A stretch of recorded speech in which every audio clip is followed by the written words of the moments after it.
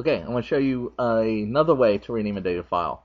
Let's say that you have a database that's international, and let's go back to our hypothetical bank scenario. So let's say that this is a database for a huge international bank, a bank that's has branches all over the world. And let's say that you want to rename a data file that belongs to this one table space. But the problem is this database can never ever be brought down for an outage. You can never get an outage to bring the database down. So how are you going to do this? Well, you actually were smart when you designed this Oracle database. And when you did the data modeling with the business people and the user community and the application folk, what you actually did was you guys decided that all the data that is relevant to a particular bank branch, are all going to be kept in their own isolated data files. Okay, table spaces and then data files underneath that. Okay, so this way what you can do is you can wait for Bank A, which you know that's on the East Coast here in New Jersey, and you know will close at 5 p.m. Eastern U.S. time. Okay, and what you can do, and as soon as the branch manager calls you and says, okay, we're all done, the doors are closed, but the branch is closed for the night, then what you can do is you can just take down their table space that only affects them while keeping the rest of the database up and running.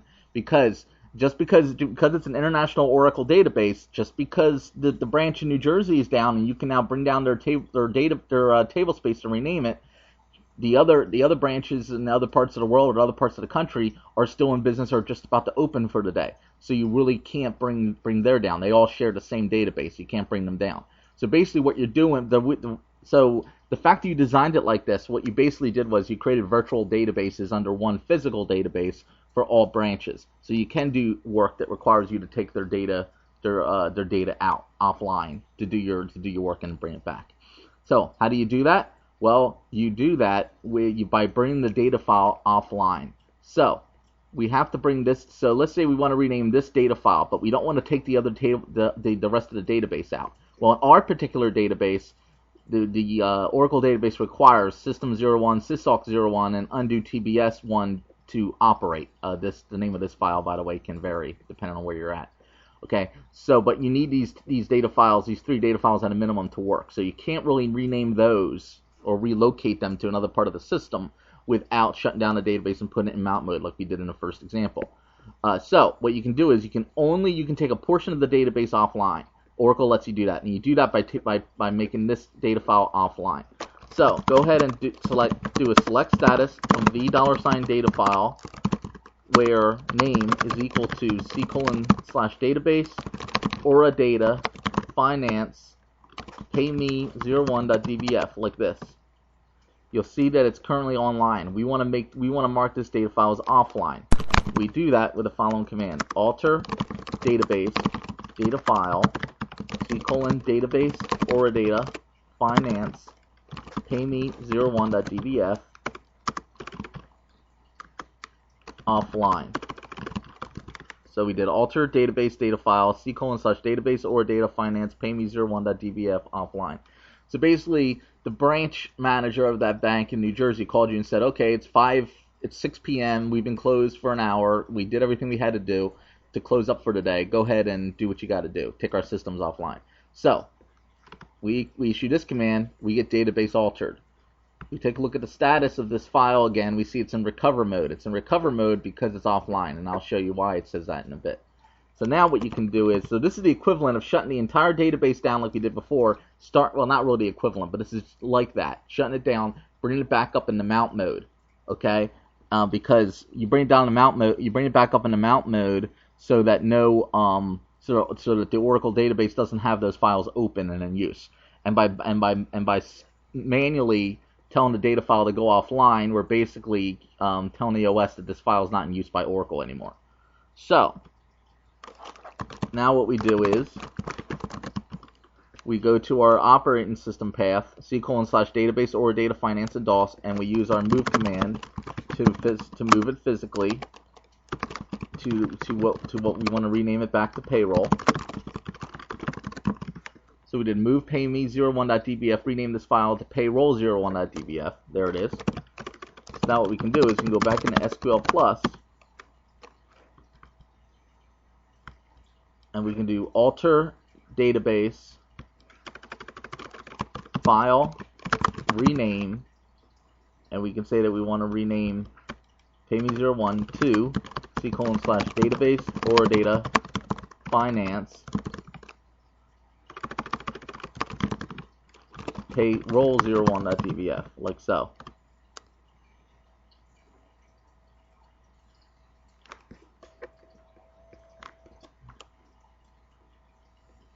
Oh, sorry. Just did it, I forgot. Alter database, rename file. Okay, so what we did was alter database, rename file, payme01 to payroll01. So, because we physically, up here, when we brought the data file offline, that released the data file from Oracle's control, and we renamed it, we physically renamed the file from payme01 to payroll01 .dbf. And then now we're telling the control file about it. So now what we do is we're going to bring our data file back online. Here it is. And we have to change our file name because guess what? We renamed it. So alter database data file c:/database or data finance payroll01.dbf online. And we'll see that it needs recovery. The reason why this data file needs recovery is because even though we took this data file offline and we're working with it, there are a lot database changes continue to happen for the rest in the rest of the database. So let's say you took the data file offline, then you went to lunch for an hour, and then came back, renamed it in the OS, renamed it in the control file, and then tried to bring it back online.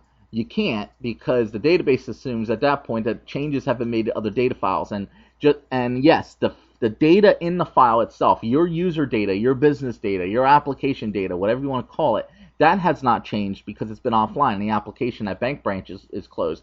But the headers need to match all the other data files and all the other Oracle database and all the rest of the data files in that same Oracle database. A little tongue tied there, sorry.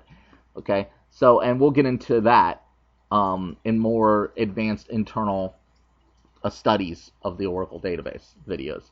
But right now, just know that when you bring a single data file offline from the rest of the data files which are online, changes continue to happen to the other data files which are online. Okay, so you need to bring this data file up to date with the other ones, and Oracle assumes that changes have been made.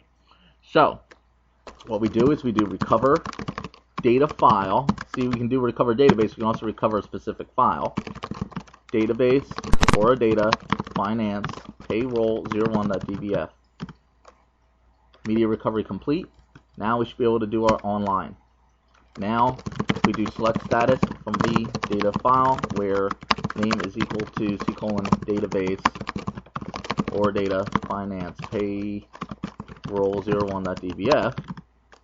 We will see that it's online. And if we do we can find it again here. Select table space name and file name from DBA data files, we will see here's the table space name payme, and here's the file renamed to payroll0dbf. And we did that all without bringing offline the other table spaces. So now, so that's how you will do it. So that's how you would rename a data file if you could do it. Now the third way to rename data files comes in handy if you want to move an entire database. Let's say you have a huge Oracle database. Oracle database can have like exabytes worth of data. It can be huge. And let's say you have hundreds and hundreds. Let's say you have like 1,000 table spaces. Let's say you have like 100 table spaces with like 1,000 data files. Okay, it's just a huge Oracle database. Okay, and let's say that you attached a faster hard disk to your Windows system, which means that the Windows operating system would automatically, when it discovered the new disk, it automatically would assign it the next letter available, which is D:. Okay, so basically you want to move you just got the PO signed, the purchase order signed by your company, your management, to order a brand new faster hard disk, and you just got it, you just attached it, it just came in the mail, you just attached it to your Windows box, and it's D: now. But you need to move the database now to D:. How would you do that? Well, you have to move everything from C: to D:.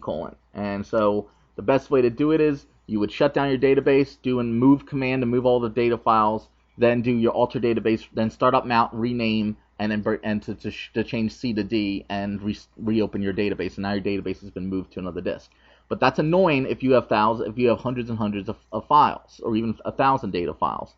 So how do you get around that? You could build a script, yes, if you know, or you could sit there and do alter database rename commands, which is error prone and takes forever. Oracle provides an easy way to do that. What you can do is you can do an alter database backup control file to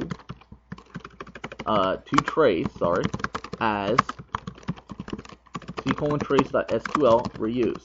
And what this command is saying is it's saying alter database, you want to back up your control file as it's a trace type backup control file. Okay, and you get into that in more recovery videos.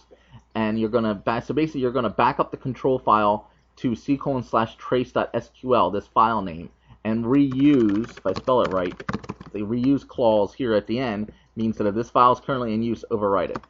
Now remember, the control file is the mechanism which tells the Oracle database where the data files are physically located on disk.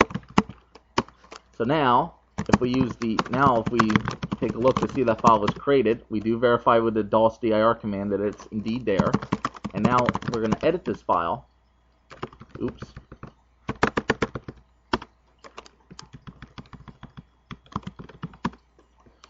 Okay, and these are all comments, rem statements. So I like to clean up this file before I use it, execute it against the database, and that's what I'm doing here.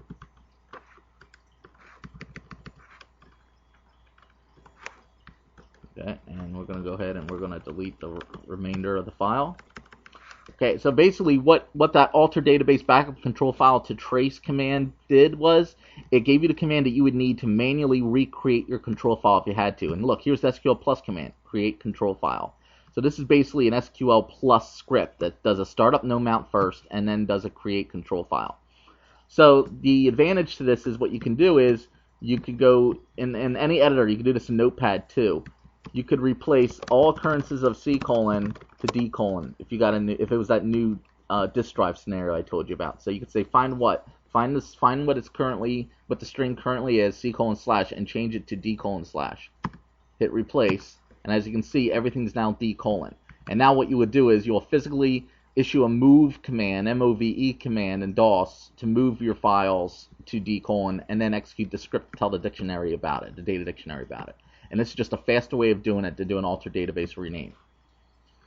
Okay, and for sake of this discussion, I'm going to change everything back to C:. Okay, and now what I'm going to do is we're going to go back to our example. We're going to rename it back to PayMe01,